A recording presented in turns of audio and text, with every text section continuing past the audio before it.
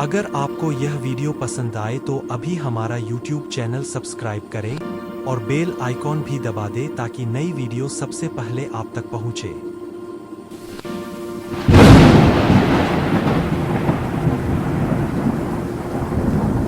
نحمده ونصلي على رسوله الكريم اما بعد فاعوذ بالله من الشيطان الرجيم بسم الله الرحمن الرحيم قال الله تبارك وتعالى في كلامه المجيد والفرقان الحميد الحمد لله رب العالمين الرحمن الرحيم مالک یوم الدین ایاک نعبد و ایاک نستعین صدق اللہ العلی العظیم۔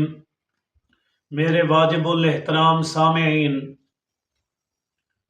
آج ہمارا موضوع سورۃ الفاتحہ کی 4 آیات ہیں جن کے اندر اللہ رب العالمین اپنی حمد و ثنا، اپنی ربوبیت، اپنی رحمانیت، اپنی رحیمیت، اپنی بادشاہت، اپنے انصاف، قیامت کا دن، اپنی عبادت اور اپنی ہی استعانت کو بیان کر رہے ہیں۔ اللہ رب العالمین کی یہ آیات اس بات کی دعوت دے رہی ہے کہ جب انسان قرآن مجید کا آغاز کرے تو ابتدا ان آیات سے کرے، اللہ تعالیٰ کی حمد و ثنا سے کرے، اللہ تعالیٰ کے ساتھ محبت، اللہ تعالیٰ کے ساتھ یقین، اللہ تعالیٰ کی ذات کے ساتھ عقیدت کا اعلان کرے، اللہ تعالیٰ سے مدد مانگنے اور اللہ ہی کی عبادت کرنے کا یہ اعلان کر کے وہ اس قرآن مجید کا آغاز کرے۔ اس وجہ سے ارشاد باری تعالی الحمد کہ تمام تعریفیں کائنات کے اندر جتنی بھی چیزیں ہیں، کائنات کے اندر جتنے بھی جاندار ہیں، جتنے بھی درخت اور ذرات ہیں، جتنے بھی اللہ تعالیٰ کی مخلوقات ہیں، یہ تمام مخلوقات رب ذوالجلال کی حمد کر رہی ہے۔ یہ تمام مخلوقات اللہ تعالیٰ کی تسبیح کو بیان کر رہی ہیں۔ یہ جتنی بھی مخلوقات ہیں یہ صبح دوپہر شام اللہ کی عبادت کے اندر لگی ہوئی ہیں۔ اس لیے فرمایا الحمد، تمام تعریفیں، جتنی بھی تعریف ہیں، یہ تعریفوں کی جتنی بھی اقسام ہیں، یہ اگر مکمل طور پر، کامل طور پر کسی ذات کے لیے ہیں تو وہ ذات للہ، اللہ کی ہے۔ یہ تمام قسم کی تسبیحات، یہ تمام قسم کی حمد و ثنا جس ذات کے لیے ہے وہ ذات اللہ کی ہے۔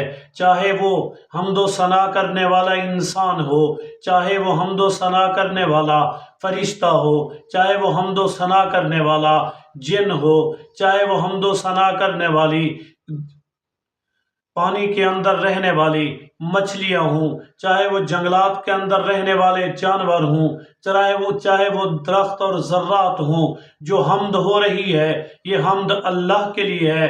فرمایا اس وجہ سے رب العالمین کہ وہ رب ہے، پالنے والا ہے، فقط ایک انسان کو نہیں بلکہ رب العالمین تمام جہانوں کو پالنے والا، کائنات کے تمام مخلوقات کو پالنے والا، کائنات کی تمام نباتات کو پالنے والا، کائنات کی اس زمین کے اوپر، پہاڑوں کے اوپر، جنگلوں میں، ان تمام قسم کے دریاؤں میں، سمندروں میں جتنی بھی مخلوقات رہ رہی ہیں، ان ساری مخلوقات کی پرورش کرنے والی ذات، ان کے کھانے کا بندوبست، ان کے رہنے کا بندوبست، ان کے پینے کا بندوبست، ان کی ضروریات زندگی، ان کے تمام معاملات، ان کے تمام قسم کے حالات جس ذات کے ذمے ہیں وہ ذات रब है।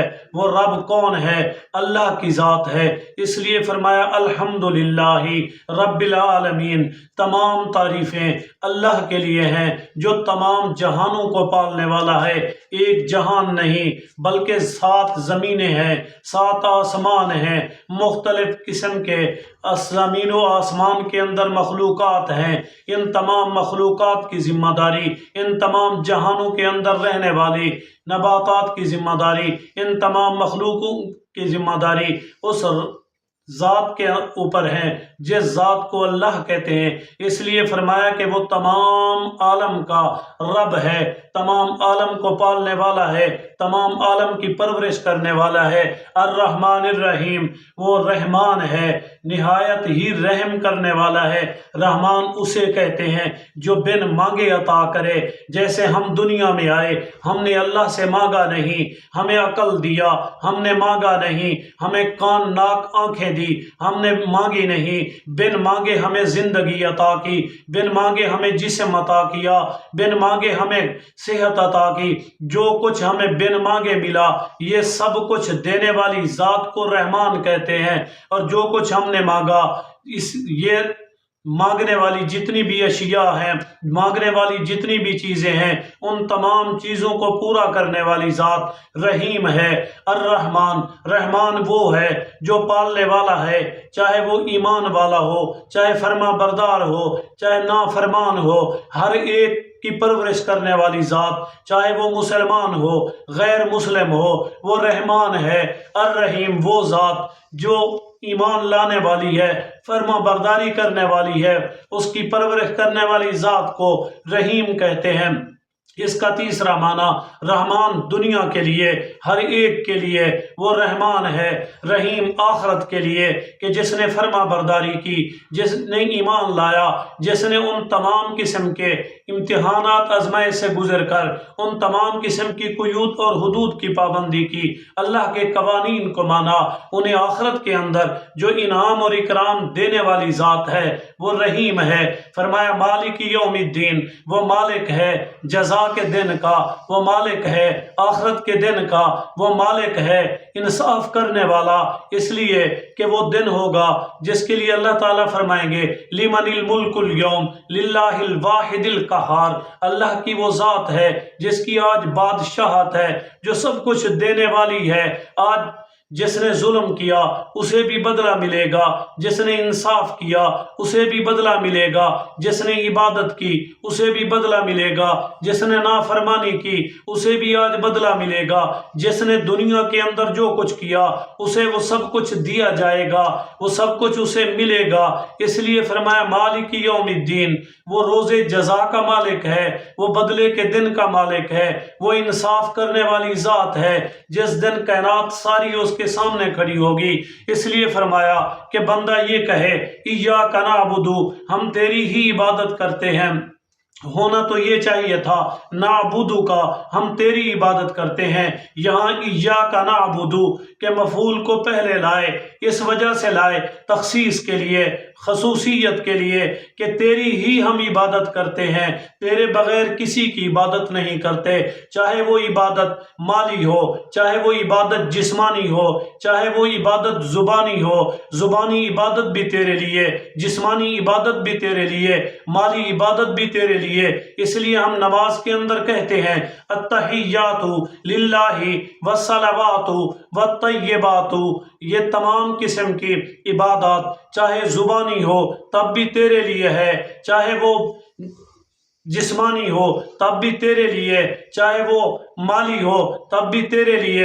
यानी इबादत अगर किसी ज़ात की जा सकती हैं तो वो ज़ात रब्बुल ज़ुल जलाल है। इबादत किसी ज़ात की जा सकती है तो वो ज़ात रब्बुल आलमीन है, तमाम जहानों को पालने वाली ज़ात है। इसलिए फरमाया भाई इय्याका नस्तईन कि हम तुझ ही से मदद चाहते हैं, यानी अल्लाह के अलावा कोई मदद करने वाला नहीं, अल्लाह के अलावा किसी से मदद ली नहीं जा सकती। हाँ, 2 किस्में हैं, एक है اسباب کے درجے میں کسی سے مدد حاصل کرنا، جیسے ایک بیمار کسی ڈاکٹر سے دوائی لیتا ہے، یہاں اسباب کا درجہ ہے۔